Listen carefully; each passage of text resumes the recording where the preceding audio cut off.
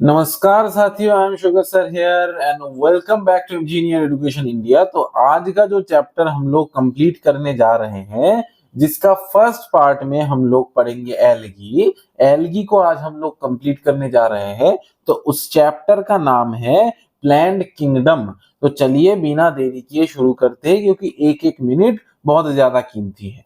In the previous chapter we look at the broad classification of living organisms, जो कि मेरे channel में मैंने अभी अभी मात्र मात्र 5 लेक्चर में आपका बायोलॉजिकल क्लासिफिकेशन कंप्लीट करवा दिया है, और एक एक लेक्चर मैक्सिमम आधे घंटे का आपका है। तो पहले जाके वो लेक्चर देख लो और फिर प्लांट किंगडम मेरे साथ स्टार्ट करो।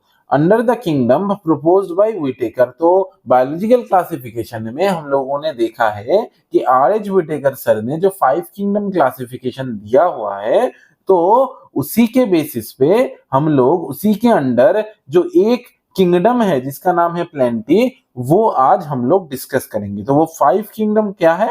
Monera, protista, fungi, animalia and plenty. In this chapter, we will deal in detail with further classification within kingdom Plantae, properly known as the plant kingdom। मतलब kingdom Plantae को हम लोग क्या बोलेंगे? Plant kingdom भी बोलते हैं। We must stress here that our understanding of the plant kingdom has changed over time। मतलब over the time period plant kingdom को लेके हम लोगों का जो अंडरस्टैंडिंग है, मतलब हम लोगों का जो समझने का जो जरिया है, वो धीरे धीरे करके चेंज हुआ है। क्यों? क्योंकि पहले एल्गी प्लांट किंगडम में पड़ता नहीं था। ठीक है, पहले बहुत सारा यूनिसेलुलर जो ऑर्गेनिजम्स है वो प्लांट किंगडम के अंडर डाला गया था। पहले जो फंगाई है, जो मोनेरा का जो पार्ट्स है, जो प्रोटिस्टा का जो पार्ट्स है, उसमें से कुछ कुछ प्लांट किंगडम के अंदर ही था। ठीक है, तो जैसे जैसे 5 किंगडम क्लासिफिकेशन हुआ आपका, तो वहां से प्लेंटी के अंदर से जो यूनिसेलुलर यूकैरियोट सेल थे वो हटा के प्रोटिस्टा में चला गया, और जो भी यूनिसेलुलर प्रोकैरियोट सेल था वो हटा के मोनेरा के अंदर चला गया, और जो सेप्रोफाइट कुछ था वो हटा के फंगाई के अंदर डाला गया, और इसी से प्लांट किंगडम का एक नया जन्म हुआ। ठीक है, तो यहाँ पे बोल रहा है कि देखते हैं एनसीईआरटी क्या बोल रहा है कि fungi and members of monera and protista having cell walls have now been excluded from plantae, so earlier classification place them in the same kingdom. मतलब अर्लियर जो क्लासिफिकेशन जिन्होंने किया था, तो उसमें प्लेंटी के अंदर ही फंगाई, मोनेरा और प्रोटिस्टा का कुछ कुछ मतलब जो सदस्य है उसको रखा गया था। So the cyanobacteria that are also referred as blue green algae are not algae anymore। इसीलिए मैंने कहा था कि जो एल्गी है वो पहले प्लांट किंगडम का पार्ट हुआ करता था। मतलब वो जो ब्लू ग्रीन एल्गी का मतलब मेरा था ब्लू ग्रीन एल्गी, जो कि यूनिसेलुलर होता है, उसको पहले हम लोगों ने प्लेंटी के अंदर जो एल्गी नाम का जो पार्ट है जो हम आज पढ़ रहे हैं उसके अंदर रखा गया था। In this chapter, we will describe algae, bryophytes, pteridophytes, gymnosperms and angiosperms under Plantae। मतलब इस चैप्टर में हम लोग क्या पढ़ेंगे? एल्गी पढ़ेंगे, ब्रायोफाइट्स पढ़ेंगे, टेरिडोफाइट्स पढ़ेंगे, जिम्नोस्पर्म पढ़ेंगे और एंजियोस्पर्म पढ़ेंगे, है ना? तो let us take a look at classification within angiosperms to understand some of the concerns that influence the classification systems। मतलब एंजियोस्पर्म के अंदर हम लोग कुछ कुछ डिटेल देख लेते हैं जो कि क्लासिफिकेशन सिस्टम को एक इन्फ्लुएंस देता है, इन्फ्लुएंस करता है। The earliest systems of classification used only gross superficial morphological characters. मतलब जो अर्लीस्ट क्लासिफिकेशन था, जो एकदम शुरू में जो क्लासिफिकेशन था, वो ऊपर से मॉर्फोलॉजिकल कैरेक्टर्स लेके किया गया था। ये हमने बायोलॉजिकल क्लासिफिकेशन में बात किया है, such as habit, colour, number, shape of leaves etcetera. मतलब जो मॉर्फोलॉजिकल, मतलब जो बाहर का स्ट्रक्चर होता है, वो सब लेके अर्लीस्ट क्लासिफिकेशन किया गया था, क्योंकि तब तक भी माइक्रोस्कोप का जन्म या फिर माइक्रोस्कोप का मॉडिफिकेशन अच्छे से नहीं हुआ था। They were based mainly on vegetative characters. मतलब बाहर का जो कैरेक्टर है, जो वेजिटेटिव कैरेक्टर है, और on the androecium structure given by Linnaeus, मतलब कैरोलस लिनियस जिन्होंने टू किंगडम क्लासिफिकेशन दिया था, उनका दिया गया जो क्लासिफिकेशन था उसके अंदर प्लांट का एंड्रोशियम का स्ट्रक्चर देख के एक प्लांट को क्लासिफाई उन्होंने किया था। सच सिस्टम्स और आर्टिफिशियल, मतलब आर्टिफिशियल सिस्टम था, बकवास, ठीक है। दे separated the closely related species since they were based on a few characters, मतलब क्लोजली रिलेटेड स्पीसीज को भी उन्होंने फ्यू कैरेक्टर्स के बेसिस पे ही सेपरेट कर दिया था। Also, the artificial systems give equal weightage to vegetative and sexual characteristics. Artificial, ये जो artificial system है उसके अंदर equal weightage to vegetative and sexual characteristics दोनों को ही equal weightage मिला था। मतलब जो बाहर का vegetative character है, मतलब वो दिखता कैसा है, उसमें मॉर्फोलॉजिकल फीचर्स कैसा है, ये सब, और जो सेक्सुअल कैरेक्टर्स है, मतलब वो सेक्सुअल एक्टिविटीज कैसे शो करता है। जैसे कि तुम लोग को पता है कि जो एंजियोस्पर्म या फिर जो फ्लावर बियरिंग प्लांट्स होता है, तो वो पोलन ग्रेन्स रिलीज करता है और वो पोलन ग्रेन जाके पड़ता है स्टिग्मा के ऊपर, और वहां से जो स्टिग्मा के अंदर से पोलन ग्रेन के टूटने की वजह से उस पोलन ग्रेन के अंदर का जो मेल न्यूक्लियस है वो जाके एग सेल को फर्टिलाइज करता है और उससे जाइगोट बनता है जो कि 2n का होता है, और वहीं से नया जो प्लांट है उसका जन्म होता है ना। This is not acceptable since we know that often the vegetative characters are more easily affected by environment। मतलब हमें पता है कि जो वेजिटेटिव कैरेक्टर है, जो बाहर का कैरेक्टर है, वो एनवायरनमेंट से ज्यादा इन्फ्लुएंस होता है। जैसे कि C3 और C4 प्लांट का तुम लोग कुछ पढ़ोगे जो कि मॉर्फोलॉजी के अंदर, शायद नहीं, मॉर्फोलॉजी नहीं, रेस्पिरेशन इन फ्लावरिंग प्लांट्स या फिर फोटोसिंथेसिस इन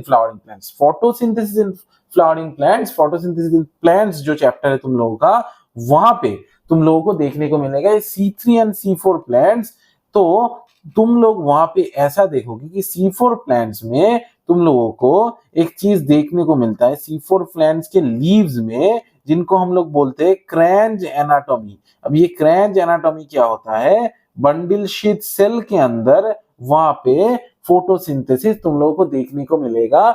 हालांकि जो C3 प्लांट है वहां उनका जो लीव्स का एनाटॉमी पूरा चेंज्ड होता है। तो इसीलिए बोल रहे हैं कि वेजिटेटिव कैरेक्टर्स, यानी कि जो बाहर का कैरेक्टर्स है, जो एक प्लांट का जो बाहर का कैरेक्टर, यानी कि जो लीफ का स्ट्रक्चर हो गया, प्लांट के स्टेम का स्ट्रक्चर हो गया, प्लांट के रूट का स्ट्रक्चर हो गया, तो ये सब एनवायरनमेंट के ऊपर ज्यादा डिपेंड करेगा। अगर एनवायरनमेंट ज्यादा हॉट एंड ह्यूमिड है तो स्टोमाटा क्लोज्ड रहेगा, अगर एनवायरनमेंट कम हॉट होगा तो स्टोमाटा ओपन रहेगा और रेस्पिरेशन चलता रहेगा, ठीक है, फोटोसिंथेसिस चलता रहेगा, इवापोरेशन चलता रहेगा, are more easily affected by environment as against this natural classification system develop.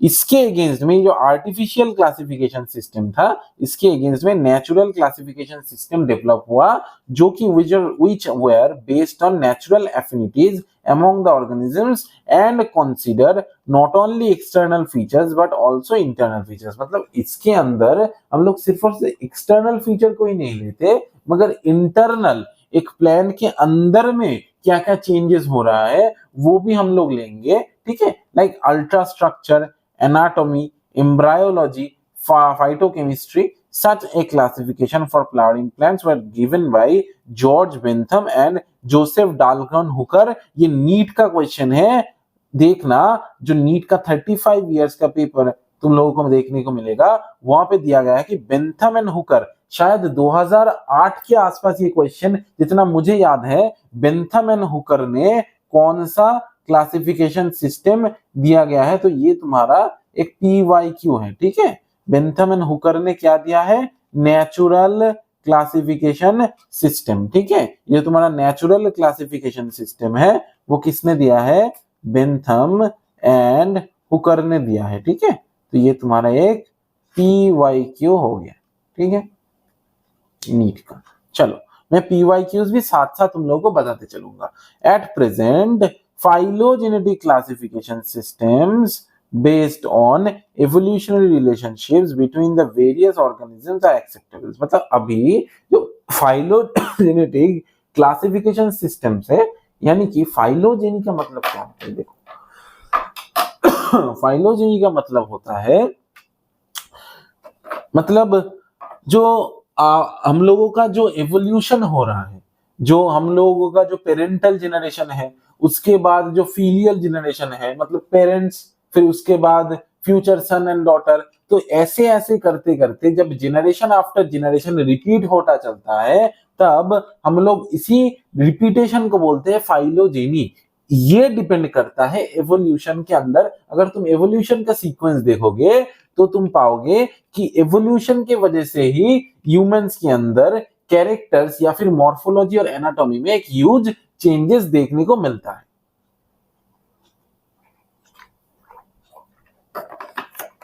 चलो, this assumes that organisms belonging to same taxa have a common ancestor। मतलब इसी से हम लोगों को पता लगता है कि जो ऑर्गेनिज्म है उनके अंदर जो कॉमन एंसेस्टर है, तो वो क्या सेम टैक्सा में ही बिलोंग करते हैं। अभी टैक्सा क्या होता है ये मैंने लिविंग वर्ल्ड में तुम लोगों को पढ़ाया हुआ है, ठीक है। तो हैव ए कॉमन एंसेस्टर, मतलब एक ही मान लो ये जो जीनस है या फिर जो स्पीसीज है, इन सब को हम एक एक टैक्सा के नाम से जानते हैं। जो हमारा जो होमो सैपियंस जो स्पीसीज है, और जो होमो स्पीसीज है, ये होमो क्या होता है? ये कांस्टेंट है, पहले से देख लो। होमो इरेक्टस, होमो निएंडरथैलिस, फिर होमो सैपियंस, है ना। तो पहले आया आपका होमो निएंडरथैलिस, फिर आया आपका होमो इरेक्टस, है ना। तो ऐसे करते करते आपका जो है वो ये जो टैक्सा जो होमो के अंदर आता है वो रिपीट होता है ना। तो अगर हम लोग देखेंगे इसका जो ट्रिक है वो है डॉक्टर स्नेहा। क्या ट्रिक है? डॉक्टर स्नेहा।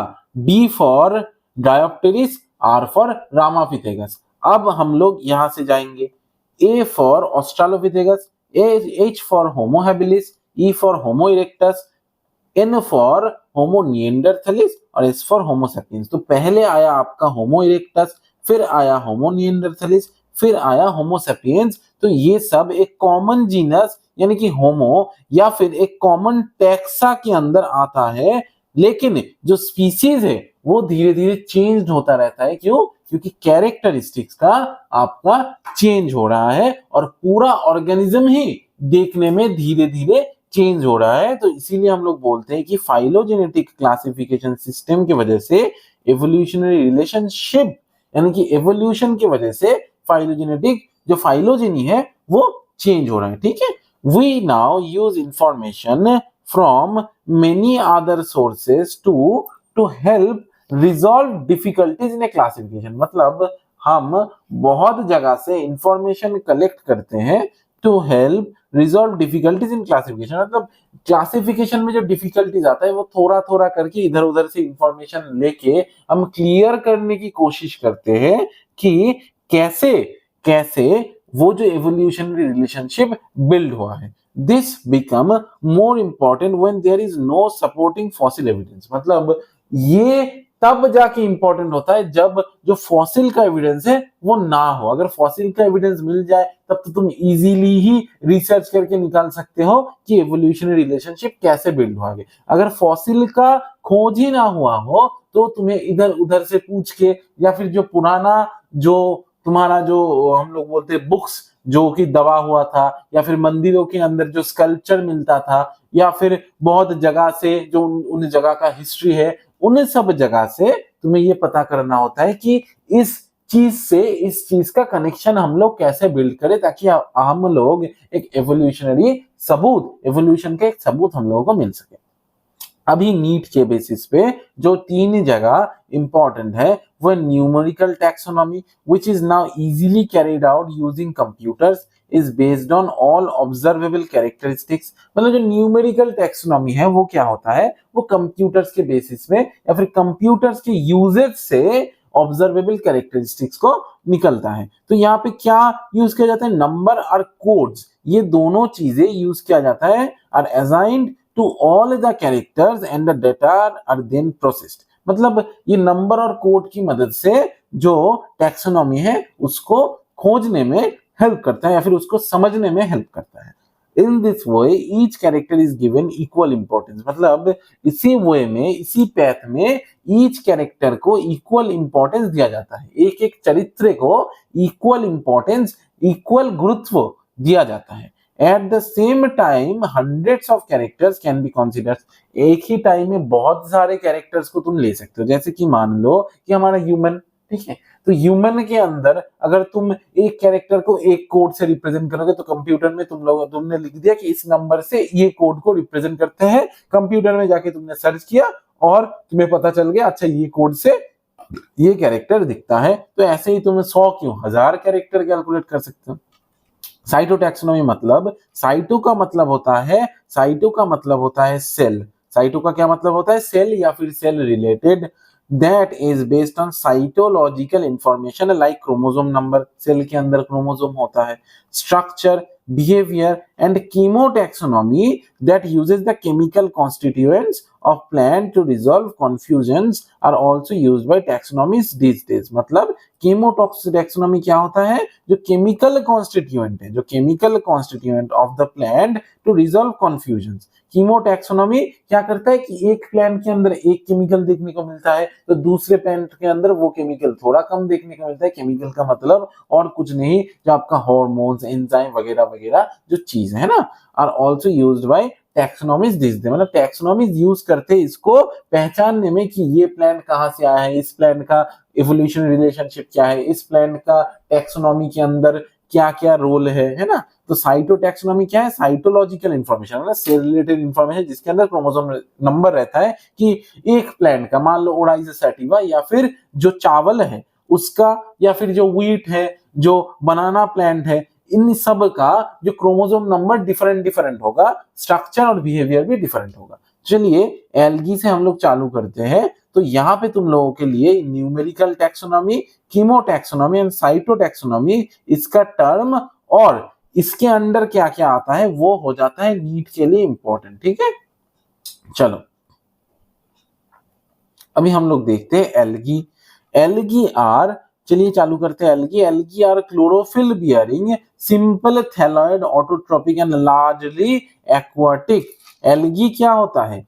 क्लोरोफिल बियरिंग, मतलब एल्गी के अंदर क्लोरोफिल देखने को मिलता है, और क्या होता है? सिंपल होता है, एक थैलॉइड होता है, यानी कि इसके अंदर लीव, स्टेम और रूट में एक बॉडी डिफरेंशिएटेड नहीं है, एक ही बॉडी है। ऑटोट्रॉफिक होता है, मतलब खुद का खाना खुद बनाता है। एंड लार्जली एक्वाटिक, तुम लोग जानते हो कि एल्गी मैक्सिमम एक्वाटिक एनवायरनमेंट में या फिर पानी में तुम लोगों को देखने को मिलता है, both fresh water and marine, मतलब तालाब के पानी में भी देखने को मिलेगा और मैरीन या फिर समुद्र के पानी में भी देखने को मिलेगा। They occur in a variety of other habitats, और हैबिटेट्स या फिर और भी जगह ये एल्गी रह सकते हैं। मॉइस्ट स्टोन में भी उग सकते हैं, सॉइल में भी उग सकते हैं, और वुड यानी कि पेड़ का जो वुडी वाला पार्ट है वहां पे भी ये एल्गी ग्रो कर सकते हैं। Some of them also occur in association with fungi, जो कि मैंने पिछले ही लेक्चर में आप लोगों से बात किया है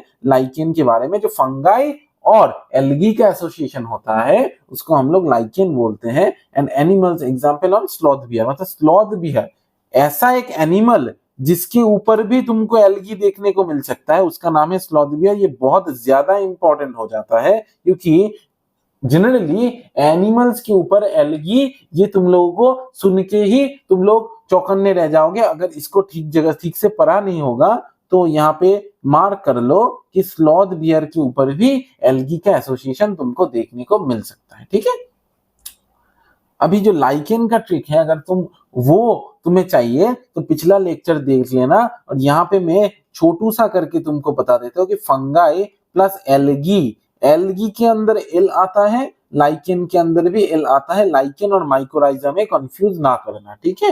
the form and size of algae is highly variable. Algae का फॉर्म एंड साइज क्या होता है? हाईली वेरिएबल होता है, मतलब साइज इतना छोटा सा, मतलब माइक्रोस्कोपिक से लेके बड़ा साइज तक भी जा सकता है। ठीक है, ranging from colonial form like volvox and the filamentous forms like Eulothrix and Spirogyra। Colonial मतलब एक कॉलोनी बिल्ड करके बहुत सारा वॉल्वॉक्स जो कि यूनिसेलुलर होता है और माइक्रोस्कोपिक होता है, ऐसे कॉलोनीज में रहते हैं, कॉलोनी में रहते हैं, ठीक है। फिलामेंटस फॉर्म मतलब फिलामेंट शेपेड, मतलब जो स्ट्रॉ की तरह जो शेपेड होता है वैसे ही फिलामेंट की तरह रहने वाला यूलोथ्रिक्स एंड स्पाइरोगाइरा। देखो यहाँ पे शायद यूलोथ्रिक्स या फिर स्पाइरोगाइरा का पिक्चर तुम लोगों को दिख जाए, ये देखो एक स्ट्रॉ की तरह शेप देख रहे हो, एक स्ट्रॉ की तरह जो शेप है वो इनको दिया गया है ना। तो ये क्या है, यूलोथ्रिक्स स्ट्रक्चर, जो कि तुम लोगों के लिए बहुत ज्यादा इंपॉर्टेंट है क्योंकि ये एनसीईआरटी में दिया गया है और नीट लेवल पे एनसीईआरटी का कोई भी स्ट्रक्चर बहुत ज्यादा इंपॉर्टेंट है। A few marine form such as kelps from massive plant bodies, इसीलिए मैंने कहा था कि यूनिसेलुलर से लेके बहुत ज्यादा बड़ा स्ट्रक्चर एल्गी के अंदर फॉर्म हो सकता है, फॉर्म मैसिव प्लांट बॉडीज, ठीक है। केल्प क्या करता है, मैसिव प्लांट बॉडी फॉर्म करता है। The algae reproduce by vegetative, asexual and sexual, तीनों मोड ऑफ रिप्रोडक्शन तुम लोगों को देखने को मिलेगा। वेजिटेटिव जो कि अपना ही पार्ट को काट कूट के या फिर उससे थोड़ा सा आउटग्रोथ करके एक नया प्लांट बना दिया, से एसेक्सुअल का मतलब क्या है कि स्पोर फॉर्मेशन करवा दिया या फिर और कोई स्ट्रक्चर फॉर्मेशन करवा दिया और एक बॉडी के बाहर और एक नया बॉडी आप लोगों के लिए बना दिया, है ना। और सेक्सुअल मेथड क्या है, वो तुम्हें पता है, गैमीट फॉर्मेशन के द्वारा दोनों अलग अलग बॉडी के उपस्थित में, दोनों अलग अलग बॉडी के प्रेजेंस में, उपस्थिति में रिप्रोडक्शन करवाना। Vegetative reproduction is bye fragmentation. पहले रिप्रोडक्शन का मतलब तुम लोग समझ लो, यहीं पे तुम लोग कंफ्यूज करते हो। रिप्रोडक्शन का मतलब होता है, री मतलब पुनराय, री का मतलब बंगाली में बोलते हैं पुनराय, या फिर री का मतलब होता है अगेन। री का मतलब क्या होता है, अगेन। और प्रोडक्शन का मतलब क्या होता है, प्रोड्यूस करना। प्रोडक्शन का मतलब क्या होता है, प्रोड्यूस करना। टू प्रोड्यूस मतलब तैयार करना, तो अगेन प्रोड्यूस करना। क्या प्रोड्यूस करना, न्यू ऑर्गेनिज्म, तो इनको हम लोग बोलते हैं रिप्रोडक्शन। तो अगर एक बॉडी के प्रेजेंस में, एक ही बॉडी के प्रेजेंस में रिप्रोडक्शन हो तो वेजिटेटिव हो सकता है, या फिर वेजिटेटिव हो सकता है, या फिर एसेक्सुअल हो सकता है। और अगर दो बॉडी के प्रेजेंस में हो तो ही हम लोग बोलेंगे कि सेक्सुअल रिप्रोडक्शन हो रहा है ना। तो चलो यहाँ पे मूव कर जाते हैं। ईच फ्रेगमेंट डेवलप्स इनटू ए थैलस। ए वेजिटेटिव रिप्रोडक्शन कैसे होता है, फ्रेगमेंटेशन के द्वारा होता है। मतलब एक बॉडी ने खुद को काट लिया तो एक फ्रेगमेंट फॉर्म कर दिया, तो ईच फ्रेगमेंट जो एक काटा हुआ हिस्सा है वो एक नया ऑर्गेनिज्म या फिर एक नया थैलस या फिर एक नया बॉडी जो है वो जनरेट कर देगा। Asexual reproduction is by the production of different types of spores. Asexual reproduction कैसे होगा, different type of spore formation के द्वारा होगा, ये मैंने तुमको बोला ही है। And the most common being zoospore. तो एसेक्सुअल रिप्रोडक्शन के अंदर कौन सा स्पोर कॉमन है, ज़ूस्पोर कॉमन है। दे आर फ्लैजिलेटेड मतलब मोटाइल है। ज़ूस्पोर कैसा होता है, मोटाइल होता है। ज़ूस्पोर के अंदर क्या होता है, प्रेजेंस ऑफ फ्लैजेला। ज़ूस्पोर के अंदर क्या होता है, फ्लैजेला प्रेजेंट होता है, इसीलिए ज़ूस्पोर क्या होता है, मोटाइल होता है। और ज़ूस्पोर क्या होता है,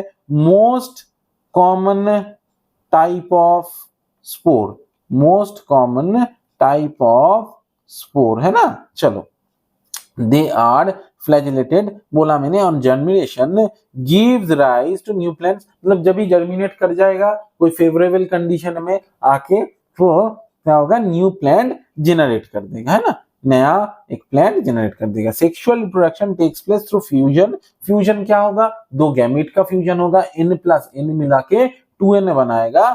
और the gametes can be flagellated, similar in size और नॉन फ्लैजिलेटेड, मतलब गैमीट्स में भी फ्लैजिला लगा हुआ रहता है। फ्लैजिला का जिक्र यहाँ पे क्यों हो रहा है बच्चे, क्योंकि ये प्लांट जो है वो मैक्सिमम तुम लोगों को एक्वाटिक एनवायरनमेंट देखने को मिलेगा। और एक्वाटिक एनवायरनमेंट में अगर दोनों गैमीट या फिर कोई भी चीज मूव नहीं करेगा तो उसका हाईली चांसेस होता है कि वो एक और एक से फ्यूज ना कर पाए और नया जो जाइगोट है वो ना बना पाए, इसीलिए फ्लैजेला का जिक्र तुमको एक्वाटिक हैबिटेट या फिर एक्वाटिक एनवायरनमेंट में बहुत जगह देखने को मिलेगा। तो फ्लैजिलेटेड हो सकता है, सिमिलर इन साइज अगर गैमीट हो जाए तो उसका एग्जाम्पल हम लोग क्या बोले, यूलोथ्रिक्स, मतलब गैमीट्स का जो साइज है वो सिमिलर होगा। ठीक है, फ्लैजेला भी लगा होगा ऐसे स्पर्म की तरह दिखता हुआ, और जो गैमीट होगा वो क्या होगा, सिमिलर इन साइज भी होगा। ये किस में देखने को मिलेगा, फ्लैजेलेटेड, फ्लैजेलेटेड एंड क्या होगा, similar in size, similar in size. ये कहां देखने को मिलेगा तुम्हें, यूलोथ्रिक्स में देखने को मिलेगा। इसको याद रखना है, क्योंकि जो match the column type of question तुम लोगों के लिए आता है नीट में, वहां पे ये बहुत ज्यादा इंपॉर्टेंट हो जाता है। और जो नॉन फ्लैजिलेटेड होगा यानी कि नॉन मोटाइल होगा बट सिमिलर इन साइज, वो कहां देखने को मिलेगा, स्पाइरोगाइरा में देखने को मिलेगा। Such reproduction is called isogamous. Iso का मतलब क्या होता है, आइसो का मतलब होता है सिमिलर, आइसो का मतलब क्या होता है, सिमिलर, सिमिलर इन साइज। इस केस में आइसो, और गैमस का मतलब होता है गैमीट, इसका मतलब gamete are similar in size, similar gamete. ठीक है, fusion of two gametes dissimilar in size as in species of Eudorina is termed as anisogamous। तो एनाइसोगैमस तुम लोगों को कहां देखने को मिलेगा, यूडोरिना के केस में। ये सारा एग्जाम्पल बहुत ज्यादा इंपॉर्टेंट है। स्पाइरोगाइरा में सिमिलर इन साइज होगा मगर नॉन फ्लैजिलेटेड होगा, यूलोथ्रिक्स में सिमिलर इन साइज भी होगा और फ्लैजिलेटेड भी होगा, और डिसिमिलर इन साइज होगा कहां पे, एनाइसोगैमस कंडीशन में, जो कि है यूडोरिना के अंदर। Fusion between one large and non-motile static female gamete and a smaller motile main gamete is termed oogamous। oogamous के अंदर तुम लोगों को क्या देखने को मिलता है, नाम में है ऊ, ऊ का मतलब होता है एग सेल या फिर ओवरी रिलेटेड स्ट्रक्चर, या फिर जो फीमेल का जो स्ट्रक्चर होता है उनको हम लोग बोलेंगे ऊ। ठीक है, तो गैमस का मतलब होता है गैमीट, तो ऊ का मतलब क्या होगा कि यहाँ पे जो फीमेल गैमीट है, जो फीमेल गैमीट है उसका साइज क्या होगा, लार्ज होगा। ठीक है, लार्ज होगा, और जो मेल गैमीट होगा वो छोटू सा होगा। ठीक है, मोटाइल मेल गैमीट होगा इस टर्म, और फीमेल गैमीट क्या होगा, नॉन मोटाइल होगा, एक ही जगह पे स्टैटिक रहेगा। इसीलिए हम लोग फीमेल को प्लस देके रिप्रेजेंट करते हैं और मेल को एरो देके, क्योंकि एरो हमारे केस में भी जो मेल का गैमेट है वो मूव कर सकता है ना। तो इसका एग्जांपल क्या है, वॉल्वस एंड फ्यूकस, वॉल्वस एंड फ्यूकस। ठीक है, तो ग्रीन एल्गी के अंदर तुम लोगों को देखने को मिलेगा वॉल्वॉक्स एंड यूलोथ्रिक, जो कि तुम लोगों को यहाँ पे देखने को मिलेगा। डॉटर कॉलोनी, पेरेंट कॉलोनी, ये स्ट्रक्चर बहुत ज्यादा इंपॉर्टेंट हो जाता है वॉल्वॉक्स का, यूलोथ्रिक्स का। चलो अभी हम लोग अभी तक एल्गी के बारे में डिस्क्रिप्शन हम लोगों ने नहीं पढ़ा है, चलो पूरा खत्म करें। Algae are useful to man in variety of ways. At least half of the total carbon dioxide formation on Earth is carried out by algae। पूरे अर्थ का जो half of the total carbon dioxide fixation होगा वो कैसे होगा, algae के द्वारा होगा। थ्रू फोटोसिंथेसिस, कैसे होगा, फोटोसिंथेसिस के द्वारा तुम लोगों को देखने को मिलेगा। Being photosynthetic they increase the level of dissolved oxygen in their immediate environment। Photosynthesis के द्वारा ये लोग क्या करेंगे, अपने इमीडिएट एनवायरनमेंट में, मतलब जहां पे ये लोग रह रहे हैं वहां पे ऑक्सीजन का जो लेवल है वो बढ़ा देंगे। They are of paramount importance as primary producers of energy rich compounds which form the basis of food cycles। बोल रहे हैं कि they are of paramount importance as primary producers, मतलब जो खुद खाना फॉर्म करे डायरेक्ट सनलाइट से, ऐसे प्रोड्यूसर को हम लोग क्या बोलते हैं, प्राइमरी प्रोड्यूसर, मतलब एनर्जी या फिर फूड प्रोड्यूस करने वाला।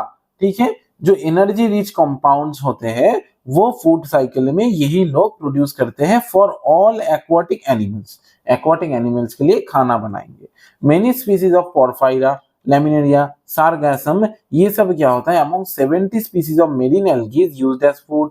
मतलब जो सारगैसम है, जो पोरफायरा है और जो लैमिनेरिया है, ये सब क्या करेगा, 70 स्पीसीज ऑफ मेरीन एल्गी के अंदर में आता है, जो कि फूड की तरह यूज होता है। और इसी क्वेश्चन को नीट में तुम लोगों के लिए पेश किया जा सकता है कि फूड की तरह कौन सा ऑर्गेनिज्म या फिर कौन सा एल्गी तुम लोगों को लगता है।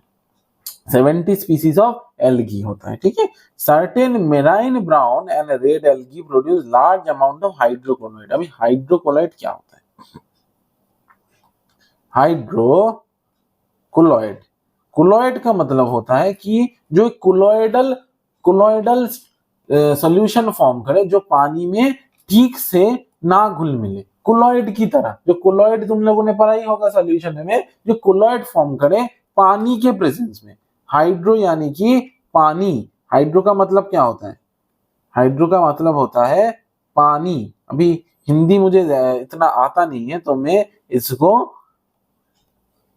इंग्लिश में ही लिखूंगा। हाइड्रो का मतलब होता है वाटर, ठीक है। चलो,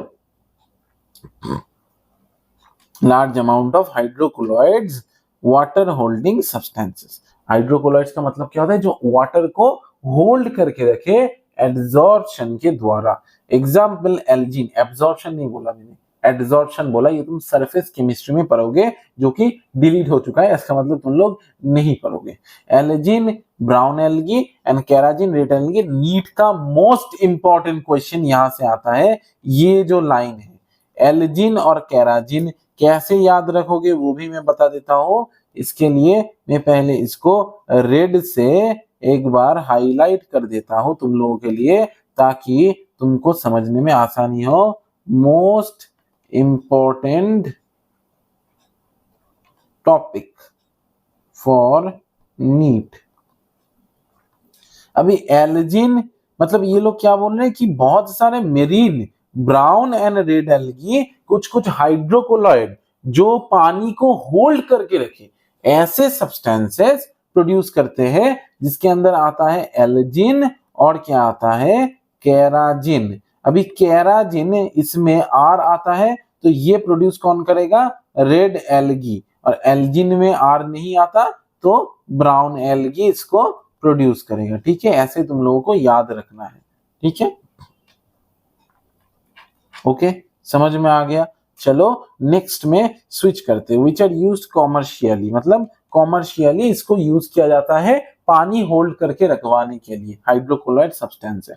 अगर अगर अगर जेल तुम लोगों ने सुना ही होगा, अगर अगर पाउडर के बारे में, तो बहुत जगह पे यूज होता है ये सब जेली बनाने के लिए, या फिर जो हम लोगों का जो तुम लोग पढ़ोगे डीएनए या फिर डीएनए फिंगरप्रिंटिंग में इसको यूज किया जाता है। जो तुम्हारा जो डीएनए का जो मूवमेंट होता है, जब जो मैं तुम्हें मॉलिक्यूलर बेसिस ऑफ इनहेरिटेंस में पढ़ाऊंगा, मॉलिक्यूलर बेसिस में पढ़ाऊंगा क्लास 12 में, वहां पे ये जो अगर अगर का जिक्र तुम लोगों के लिए हुआ है। तो अगर अगर किससे पाया जाता है? जेलिडियम और ग्रासिलेरिया से पाया जाता है, जो कि used to grow microbes in preparation of ice creams and jellies. मतलब माइक्रोब्स ग्रो करवाने के लिए जेलिडियम और ग्रासिलेरिया से अगर अगर प्रोड्यूस करवाया जाता है, आइसक्रीम बनाने में और जेली बनाने में भी इनका यूज किया जाता है। Chlorella, chlorella A unicellular algae is rich in proteins. जो स्पेस में प्रोटीन्स का पूरा करने के लिए, प्रोटीन्स का रिक्वायरमेंट पूरा करने के लिए क्या करते हैं? एस्ट्रोनॉट क्लोरेला लेके जाते हैं, ताकि तो वहां पे प्रोटीन का भी रिक्वायरमेंट पूरा हो और ऑक्सीजन का भी कमी ना हो, ठीक है। इसको फूड सप्लीमेंट की तरह यूज किया जाता है। मैंने एक बार इसको मतलब एक फार्मेसी से परचेज किया भी था, वहां पे इसको सुपर फूड की तरह यूज किया जाता है। समथिंग 6 टैबलेट में तुम्हें 7 से 8 ग्राम के आसपास प्रोटीन मिलेगा, जो कि एक एग में, एक पूरा अंडा में तुमको देखने को मिलता है। एग में हालांकि 6 ग्राम प्रोटीन होता है, ठीक है। The algae are divided into 3 main classes, chlorophyceae, phaeophyceae and rhodophyceae. Algae को 3 क्लासेस में, यानी कि क्लोरोफाइसी, फियोफाइसी और रोडोफाइसी में डिवाइड किया गया है। चलो अभी पढ़ते हैं क्लोरोफाइसी, फियोफाइसी और रोडोफाइसी, पढ़ के हम लोग इसको खत्म करते हैं। पहले ये जो है इसको हम लोग पढ़ ले, इसको पढ़ने से पूरा क्लोरोफाइसी, फियोफाइसी, रोडोफाइसी हम लोगों का प्रिपेयर हो जाएगा। क्लोरोफाइसी मतलब ग्रीन एल्गी, फियोफाइसी मतलब ब्राउन एल्गी, रोडोफाइसी का मतलब रेड एल्गी, रोडोफाइसी में आर है तो इसलिए रेड एल्गी। फियोफाइसी और क्लोरोफाइसी, क्लोरोफिल ग्रीन होता है देखने में तो इसलिए ग्रीन एल्गी, और बचा रह गया फियोफाइसी तो ब्राउन एल्गी। क्लोरोफाइसी में क्लोरोफिल ए और बी देखने को मिलता है, फियोफाइसी में क्लोरोफिल ए और सी और फ्यूकोजेंथीन देखने को मिलता है, और फियोफाइसी में क्लोरोफिल ए और डी और फ्यूको एरिथ्रीन देखने को मिलता है। एरिथ्रीन में आर आता है तो इससे तुम लोग याद रखोगे, देखो बी सी डी इस सीक्वेंस में याद रखो। और क्लोरोफिल ए जो कि प्राइमरी कंपाउंड होता है, जो फोटोसिस्टम 1 और फोटोसिस्टम 2 दोनों में ही प्रेजेंट होता है। जब तुम लोग फोटोसिंथेसिस पढ़ोगे तब जाके ये तुमको काम पे आएगा। तो क्लोरोफिल ए तो मस्ट है। अभी बी सी डी ये सीक्वेंस में तुम लोगों को इसको लगाना पड़ेगा। अभी जो इंपॉर्टेंट होता है वो है फ्यूकोजेंथीन। अभी तुम लोग जानते हो फाइकोइरिथ्रिन, रोडोफाइसी, आर फॉर इरिथ्रिन में आर है, इरिथ्रिन एरिथ्रोसाइट में भी आर आता है। तो एरिथ्रोसाइट देखने में क्या होता है, हमारा जो आरबीसी रेड ब्लड सेल, तो वहां पे भी रेड होता है। तो रोडोफाइसी में फाइको एरिथ्रिन मिलेगा क्योंकि ये रेड है और इनको हम लोग रेड एल्गी बोलते हैं। बाकी रह गया फ्यूकोजेंथीन, फियोफाइसी में डाल दो। अभी ये बहुत ज्यादा इंपॉर्टेंट है, मतलब ये टेबल से एक क्वेश्चन समझ लो कि इस साल आने के चांसेस या फिर प्रोबेबिलिटी बहुत ज्यादा है। ठीक है, तो क्लोरोफाइसी में स्टार्च आता है, क्लोरोफाइसी में स्टोर्ड फूड क्या होगा, स्टार्च होगा। फियोफाइसी में मैनिटोल और लेमिनरीन होगा, और रोडोफाइसी में फ्लोरिडियन स्टार्च होगा। ये बहुत ज्यादा इंपॉर्टेंट है, इसको तुम्हें याद रखना है। सेल वॉल में क्लोरोफाइसी में सेलुलोज मिलेगा, यहाँ पे सेलुलोज और एल्जिन मिलेगा। जैसे कि मैंने बोला ही था कि जो ब्राउन एल्गी है वो एल्जिन बनाता है, और यहाँ पे सेलुलोज, पेक्टिन और पॉलीसल्फेट एस्टर्स मिलेगा। एस्टर एक कंपाउंड होता है, क्या होता है तुम लोग ऑर्गेनिक केमिस्ट्री में ऑलरेडी शायद पढ़ चुके होंगे या फिर पढ़ोगे। तो पॉलीसल्फेट एस्टर मतलब बहुत सारा सल्फेट एस्टर का मिला के ये जो तुम्हारा सेल वॉल है उसको प्रिपेयर किया जाता है, मतलब सेल वॉल बनता है इनके शरीर में। सेल वॉल सेलुलोज, पेक्टिन और सल्फेट एस्टर से बनता है किसके अंदर, रोडोफाइसी के अंदर। सेलुलोज और एल्जिन से बनता है फियोफाइसी के अंदर, और सेलुलोज से बनता है क्लोरोफाइसी के अंदर। सी फॉर क्लोरोफाइसी, सिर्फ सी फॉर सेलुलोज। अब इसको हटा दो। फियोफाइसी के अंदर एल्जिन मिलता है, ब्राउन एल्गी, तो सेलुलोज और एल्जिन हो गया। सेलुलोज कंपलसरी है, ठीक है। प्लांट के अंदर सेलुलोजिक सेल वॉल देखने को मिलता ही मिलता है, और बाकी बच गया सेलुलोज, पेक्टिन जो कि प्रोटीन का ही एक पार्ट होता है पेक्टिन, और पॉलीसल्फेट एस्टर वो हो गया रोडोफाइसी के अंदर। अभी ये जो पार्ट है ये भी बहुत ज्यादा इंपॉर्टेंट है। 2 to 8 इक्वल एपिकल फ्लैजेला देखने को मिलेगा तुम्हारे यहाँ पे। Numbers and position of insertion मतलब 2 से 8 फ्लैजेला का नंबर देखने को मिलेगा कहाँ, क्लोरोफाइसी के फैमिली के अंदर। और जो नंबर होगा कौन सा होगा, 2 to 8, और कैसा होगा, पोजीशन कैसा होगा, इंसर्शन क्या होगा, इक्वल इन शेप होगा, और एपिकल यानी कि एपेक्स यानी कि एकदम टिप में ये फ्लैजेला तुमको देखने को मिलेगा। फियोफाइसी के अंदर 2 फ्लैजेला देखने को मिलेगा जो कि अनइक्वल होगा, और लेटरल मतलब साइड में लगा हुआ होगा, एक बड़ा सा होगा एक छोटू सा होगा, और यहाँ पे फ्लैजेला आर एब्सेंट। अभी हैबिटेट के अंदर फ्रेश वाटर, ब्रैकिश वाटर और सॉल्ट वाटर, मतलब फ्रेश वाटर में भी देखने को मिल सकता है, ब्रैकिश वाटर में भी देखने को मिल सकता है, सॉल्ट वाटर यानी कि समुद्र के पानी में भी देखने को मिल सकता है। फ्रेश वाटर में फियोफाइसी मिलेगा, ब्रैकिश वाटर में, फ्रेश वाटर में कम फियोफाइसी देखने को मिलता है, सॉल्ट वाटर और ब्रैकिश वाटर में ज्यादा, यानी कि मेराइन पार्ट में ये लोग ज्यादा देखने को मिलता है। जैसे कि तुम लोगों को दिखा ही होगा कि जो एल्गी होता है जो ग्रीन कलर का होता है, जो कि पॉन्ड या फिर तालाब में बहुत ज्यादा देखने को मिलता है, तो वो क्लोरोफाइसी ही होता है ना, जो कि फ्रेश वाटर या फिर तालाब के पानी में तुमको देखने को मिलेगा।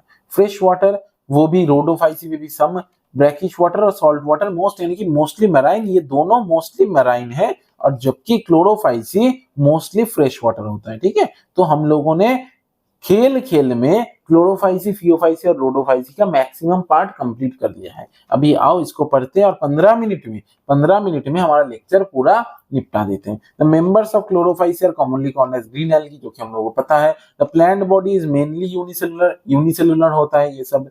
कोलोनियल एंड फिलामेंटस क्या होता है हम लोगों ने देखा है, कोलोनियल और फिलामेंटस का मतलब they are usually grass green due to the dominance pigment of chlorophyll a और बी। क्या होता है हम लोगों ने अभी समझा है, क्लोरोफिल ए और बी ग्रीन कलर कलर का होता है। The pigments are localised in definite chloroplast, chloroplast के अंदर ये पिगमेंट तुम लोगों को देखने को मिलेगा। क्लोरोप्लास्ट में भी discoid, plate like, reticulate and cup shaped, spiral और ribbon shaped in different species. ये क्वेश्चन आने की चांसेस बहुत ज्यादा है। डिस्कॉइड शेपेड हो सकता है, प्लेट लाइक यानी कि प्लेट जैसा शेप का हो सकता है, रेटिकुलेट हो सकता है, कप लाइक कप जैसा शेप हो सकता है, स्पाइरल यानी कि ऐसा देखने को मिल सकता है जो स्पाइरल होता है, रिबन शेपेड हो सकती है यानी कि रिबन लाइक भी क्लोरोप्लास्ट हो सकते हैं डिफरेंट स्पीसीज में। Most of the members have one और मोर स्टोरेज बॉडीज कॉल्ड पाइरिनॉइड्स। ये मार्क कर लो, यहां से उठ के क्वेश्चन आ जाएंगे, फिर कहना कि सर आपने नहीं बताया। पाइरिनॉइड्स क्या होता है? Storage bodies of Chlorophyceae located in the chloroplast. Chloroplast के अंदर ही कुछ स्टोरेज बॉडीज जिसके अंदर स्टोर्ड फैट या फिर स्टोर्ड कार्बोहाइड्रेट्स ये सब रहता है। पाइरिनॉइड्स कंटेन प्रोटीन बिसाइड स्टार्च, मतलब प्रोटीन भी रहेगा और स्टार्च यानी कि कार्बोहाइड्रेट का कुछ कुछ पार्ट भी रहेगा। सम एल्गी में store food in the form of oil droplets, यानी कि फैट का जो ड्रॉपलेट्स होता है, ऑयल का जो ड्रॉपलेट्स होता है, ऐसे भी एल्गी फूड को स्टोर रख सकता है फ्यूचर यूजेज के लिए। Green algae usually have a rigid cell wall made up of an inner layer of cellulose and outer cell wall, outer layer of pectose। एक सेकंड देखो, मैं थोड़ा पानी। Green algae usually have a rigid cell wall. Cell wall कैसा होता है? Green algae का rigid होता है। रिजिड मतलब टक टक टक आवाज होने वाला है ना। रिजिड मतलब होता है स्ट्रॉन्ग। रिजिड का मतलब क्या होता है? स्ट्रॉन्ग, जो तुम नहीं हो। Made up of N inner layer, नहीं हमारे बच्चे भी बहुत ज्यादा स्ट्रॉन्ग है ना, अगर कोई कुछ भी दुश्मनी मोड़ ले तो जाके फोड़ के आ जाएंगे। क्या फोड़ के आ जाएंगे? नीट फोड़ के आ जाएंगे। किसी को फोड़ने की बात नहीं कर रहा हूं, नीट को फोड़ो, खुद का जिंदगी बनाओ और औरों का भला करो, एक डॉक्टर होके, ठीक है। किसी को फोड़ने में जिंदगी नहीं है, अपने आप को फोड़ के नया बनाने में, अपने आप को फोड़ के एक नया ट्रांसफॉर्मेशन में ही जिंदगी है, ठीक है। An inner layer of cellulose and an outer layer of pectose, मतलब एक रिजिड सेल वॉल इनका कैसा होता है? दोनों लेयर का होता है। इनर लेयर में तुमको क्या देखने को मिलेगा? सेलुलोज, और आउटर लेयर में क्या देखने को मिलेगा? पेक्टोज, जो कि तुम लोगों ने देखा है कि सेलुलोज का बना होता है इनका सेल वॉल, और पेक्टोज का जिक्र यहाँ पे इन लोगों ने कर दिया। Vegetative reproduction usually takes place by fragmentation, पहले हम लोगों ने पढ़ा है, और by formation of different types of spores.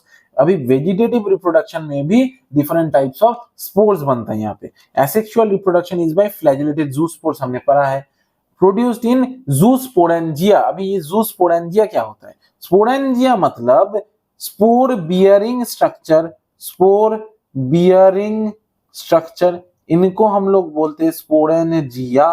क्या बोलते हैं? स्पोरेंजिया, मतलब ऐसा स्ट्रक्चर जिसके अंदर स्पोर बना हो, ठीक है।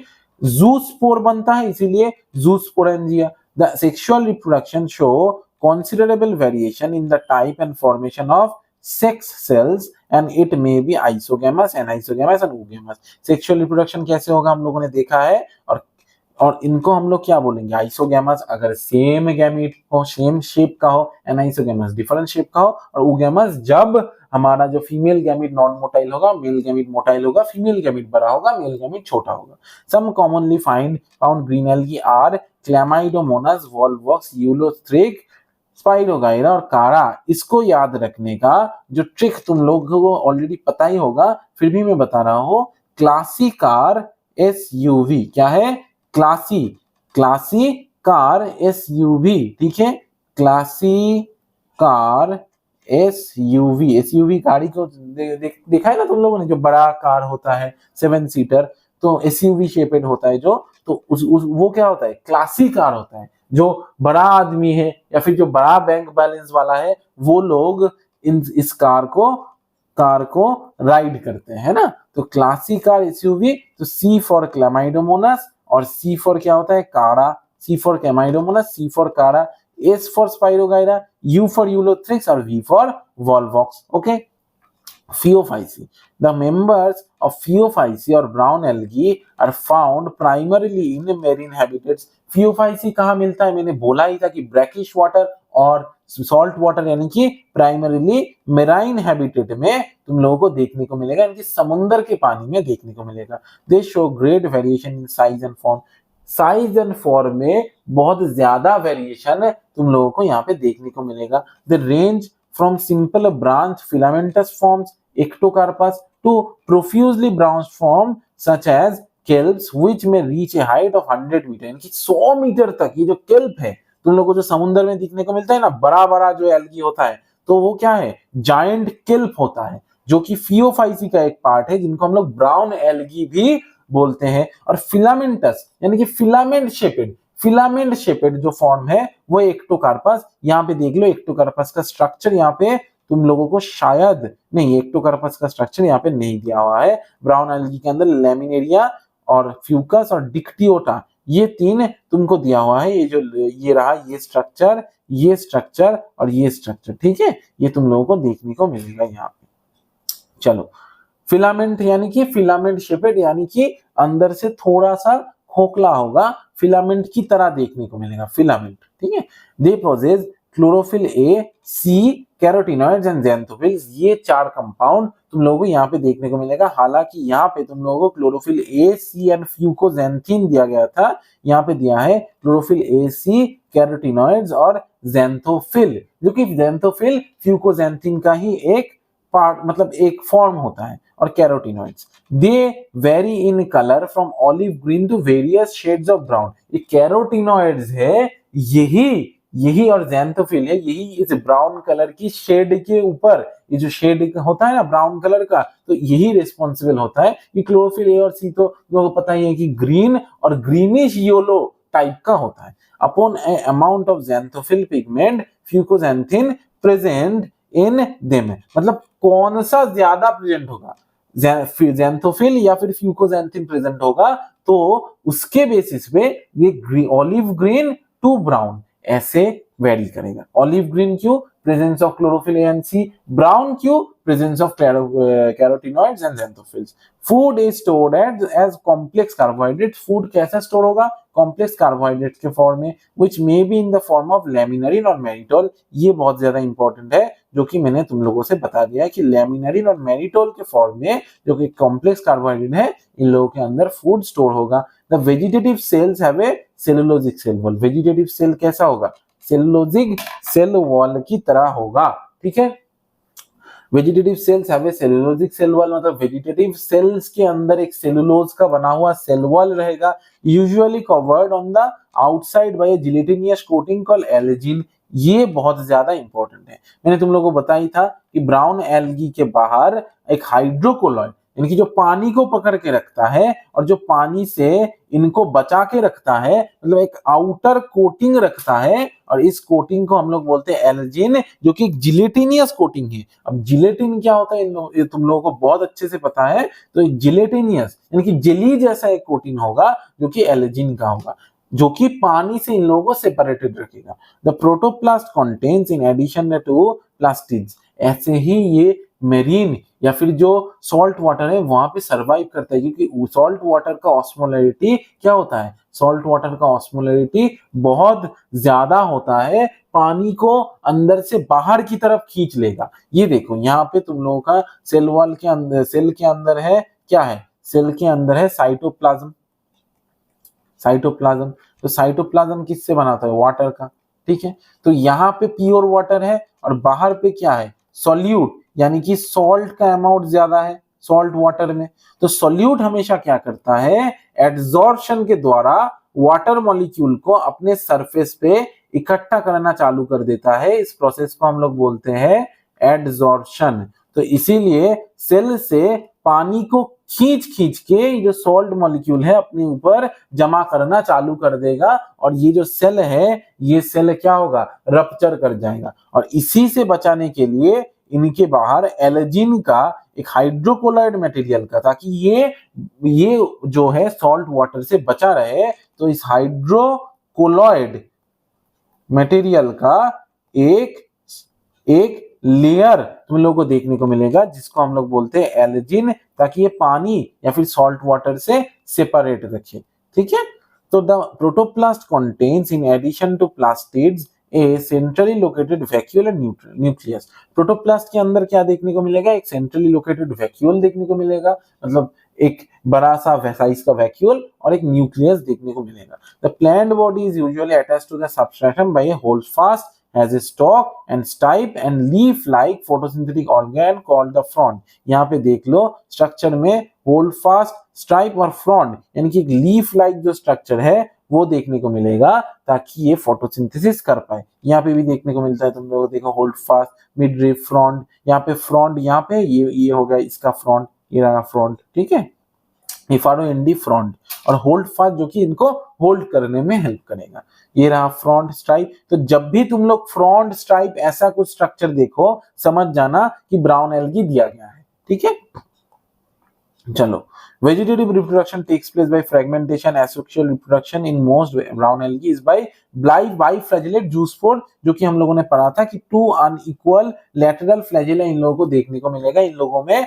तो यहाँ पे उनका जिक्र किया गया है कि बाइफ्लैजेलेट जूस्पोर होगा जिससे आपका एसेक्सुअल रिप्रोडक्शन होगा। दैट आर पियर शेपेड होता है। ये कैसा होता है, पियर शेपेड होता है, ऐसा, ठीक है, पियर के जैसा शेप का होता है, ठीक है।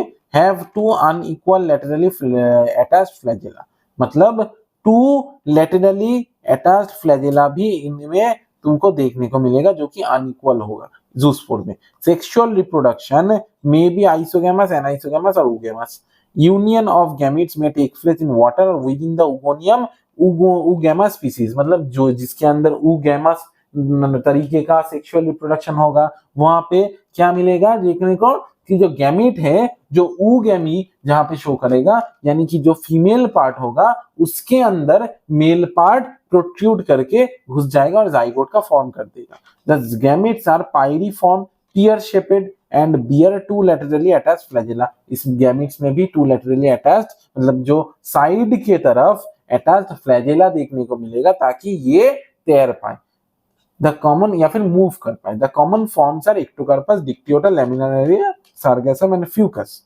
तो इसके लिए जो ट्रिक तुम लोगों को लगाना है, वैसे तो कोई ट्रिक की जरूरत नहीं पड़ता, तो तीन जो तुम लोगों का जो 3 लेटर आता है अल्फाबेट्स में वो है DEF, ठीक है। तो DEF इसका मतलब है Dictyota, E for Ectocarpus, F for Fucus, ठीक है। और ये जो LS होता है जो हम लोग करते हैं ना LS, ठीक है, तो LS मतलब क्या होता है, सार्गेसम एंड लैमिनेरिया, ठीक है। या फिर तुम लोग इसको ऐसे भी बोल सकते हो कि SL फॉर श्रीलंका, ठीक है। श्रीलंका में पानी ज्यादा होता है और पानी में क्या मिलता है, ब्राउन एल्गी। तो सार्गेसम एंड लैमिनेरिया। देखना थोड़ा सा भारी भरकम नाम होगा, जैसे कि स्पाइरोगाइरा यहाँ पे होता है, स्पाइरोगाइरा, क्लैमाइडोमोनस, काड़ा, ये सब तुमको पढ़ते पढ़ते याद रख जाएगा। अगर तुम लोग ये बोलो कि वॉल्वॉक्स सर कहाँ पे होगा, फियोफाइसी में होगा, ये पॉसिबल ही नहीं है, क्योंकि वॉल्वॉक्स एक कॉलोनियल फॉर्म ऑफ एल्गी होता है जो कि यूनिसेलुलर होता है और दिखने में ग्रीन होता है, ठीक है। तो पढ़ते पढ़ते वैसे ही याद रह जाता है। The members of Rhodophyceae are commonly called as red algae because of predominance of red pigment r phycoerythrin, ये मैंने तुम लोगों को बोल ही दिया। Majority of red algae are marine होता है with greater concentrations found in the warmer areas, मतलब जो गर्म प्लेसेस होता है पानी के अंदर जहां पे सनलाइट थोड़ा सा ज्यादा होगा वहां पे आपको रेड एल्गी देखने को मिलेगा। They occur in both well-lighted regions close to the surface of water and also at great depths in ocean। अभी ये क्यों होता है कि great depths in ocean, देखो जो सनलाइट के अंदर जो रेड कलर का वेव होता है या फिर जो सनलाइट के अंदर जो रेड कलर का तुम्हारा जो रे होता है, तो हम लोगों को पता है कि रेड लाइट का जो वेव लेंथ होता है वो सबसे ज्यादा होता है, मतलब ऐसे सबसे ज्यादा। तो ये ट्रैवल भी सबसे ज्यादा डिस्टेंस कर सकता है, ठीक है, क्योंकि इनका जो वेव लेंथ है, मतलब एक वेव के अंदर का जो डिस्टेंस है वो रेड लाइट के अंदर सबसे ज्यादा देखने को मिलता है, और हम लोगों को पता है कि वायोलेट लाइट के अंदर सबसे कम देखने को मिलता है, ठीक है। तो सबसे ज्यादा डिस्टेंस ट्रैवल करने की वजह से इनके अंदर जो फाइको एरिथ्रिन देखने को मिलता है जो आर फाइकोएरिथ्रिन देखने को मिलता है। तो ये क्या करते हैं, ये जो सूर्य के अंदर जो रेड कलर का जो रे है उसको एब्जॉर्ब करके वहां से खाना बनाता है। तो इसीलिए समुद्र के अंदर जो सबसे ज्यादा ग्रेटर डिस्टेंस यानी कि जो डेप्थ में होगा वही होगा आपका रेड एल्गी। या तो ये सरफेस में रहेगा, वार्म एनवायरनमेंट में सरफेस में भी रह सकता है, या तो ये एकदम ग्रेट डेप्थ में रहेगा। ठीक है, क्योंकि रेड कलर का इनमें फाइकोएरिथ्रिन प्रेजेंट है, तो इनके ऊपर कोई भी प्रेशर नहीं है कि अगर मैं नीचे चला जाऊं तो मैं खाना नहीं बना पाऊंगा, क्योंकि मेरे अंदर भाई फाइकोएरिथ्रिन है, तो मैं रेड कलर एब्जॉर्ब करूंगा जो कि लार्जेस्ट वेवलेंथ होता है, और उसको एब्जॉर्ब करके मैं खाना बना पाऊंगा। Where relatively light bright penetrates. ठीक है, मैंने आपको बता दिया। The red thalli of most of the red algae are multicellular. कैसा होता है ये, मल्टीसेलुलर होता है। Some of them have complex body organisation होता है। The food is stored as floridean starch, जो कि मैंने आपको बोल दिया, which is very similar to amylopectin and glycogen in structure। मतलब जो हायर प्लांट का या फिर जो हायर ऑर्गेनिज्म का जो स्टोर्ड स्ट्रक्चर होता है वो है ग्लाइकोजन। हमारे बॉडी में भी ग्लूकोज ग्लाइकोजन के फॉर्म में ही स्टोर्ड रहता है। तो ये जो फ्लोरिडियन स्टार्च है ये कैसा होगा दिखने में, एमाइलोपेक्टिन और ग्लाइकोजन के स्ट्रक्चर के सिमिलर ही होता है। तो इसीलिए देखो रोडोफाइसी थोड़ा सा एडवांस्ड फॉर्म हो गया ना, तो एवोल्यूशन में क्या होगा, धीरे धीरे देखो हमारा क्लोरोफाइसी, फियोफाइसी और रोडोफाइसी में आके जो स्टोर्ड मटेरियल है वो हायर प्लांट से सिमिलर हुआ, यानी कि धीरे धीरे एल्गी का भी एवोल्यूशन हो रहा है, और ये पूरा सिस्टम एवोल्यूशन की वजह से हायर प्लांट की तरफ मूव कर रहा है। The red algae usually reproduce vegetatively by fragmentation, they reproduce asexually bye non motile spores and sexually bye non motile gametes. मतलब इनके अंदर बोल ही दिया कि फ्लैजेला एक्सटेंट होता है, इसीलिए गैमीट्स या फिर स्पोर में कुछ भी नहीं मिलेगा, नॉन मोटाइल ही होगा। सेक्सुअल रिप्रोडक्शन इज ऊगैमस, क्योंकि समुद्र के एकदम नीचे और एकदम नीचे, समुद्र के एकदम नीचे क्या होता है, जो वेव है वो नियर अबाउट कम ही होता है। तो अगर दो बॉडी गैमेट रिलीज कर रहा है तो उस दो बॉडी को अगर फ्यूज करना है तो वो इजी हो जाता है, क्योंकि वेव की वजह से नीचे में वेव की वजह से अलग अलग डायरेक्शन में जाने का कोई प्रोबेबिलिटी बनता ही नहीं है। इसीलिए क्या किया, एवोल्यूशन की वजह से और एनर्जी को कंजर्व करने के लिए बॉडी से एक्स्ट्रा पार्ट को काट दिया कि इस पार्ट को लेके हम लोग एनर्जी क्यों खर्च करें, है ना। तो इसीलिए क्या किया, फ्लैजेला को काट दिया। एवोल्यूशन की वजह से ही ये होता है कि एनर्जी को कंजर्व भी तो करना है हम, है ना। जिस पार्ट का हमें जरूरत नहीं है उसको हम क्यों रखें। Sexual reproduction is oogamous accompanied by complex post fertilization development। देखो जैसे ही पोस्ट फर्टिलाइजेशन डेवलपमेंट होता है हायर प्लांट में, यहाँ पे भी वैसे ही होना है। The common members are polysiphonia. हमारे अंदर भी oogamous ही तो होता है ना सेक्सुअल रिप्रोडक्शन, कि एक बड़ा सा ओवम या फिर एग सेल होता है, उसको जाके स्पर्म फर्टिलाइज करता है जो कि छोटू सा होता है। सो स्पर्म हिल सकता है, ओवम हिल नहीं सकता। तो ऐसे ही the common members are Polysiphonia, Porphyra, Gracilaria and Gelidium. Gracilaria और जेलिडियम का जिक्र हम लोगों ने पढ़ा था कि जो अगर अगर जेल है वहां पे लगता है पॉलीसाइफोनिया और पोरफायरा। जो दो पी देखे जो है, पोरफायरा और पॉलीसाइफोनिया, जो जिसका स्ट्रक्चर यहाँ पे है जो कि बहुत इंपॉर्टेंट है। पॉलीसाइफोनिया और पोरफायरा, यहाँ पे एक फ्रॉन्ड होता है और यहाँ पे मेन एक्सिस और ब्रांचेस होता है। देखो यहाँ पे फ्रॉन्ड और होल्डफास्ट दोनों है ब्राउन एल्गी के अंदर, लेकिन रेड एल्गी के अंदर सिर्फ और सिर्फ यहाँ पे फ्रॉन्ड है, और पॉलीसाइफोनिया का स्ट्रक्चर आपका इंपॉर्टेंट है, ये बात याद रख लेना। तो ऐसे ही हमने जो एल्गी है उसको कंप्लीट कर दिया है। बायोलॉजिकल क्लासिफिकेशन और लिविंग वर्ल्ड का जो लेक्चर मेरे चैनल पे पड़ा हुआ है, जाके देख लेना। टेलीग्राम में मैंने बायोलॉजिकल क्लासिफिकेशन और लिविंग वर्ल्ड का नोट्स भी शेयर कर दिया है, और जो 1 मिनट PYQ सीरीज है वो भी चल रहा है, चैनल पे चेक करना ना भूलना। Till then I am sugar sir here, signing off. मिलता हूं नेक्स्ट क्लास में।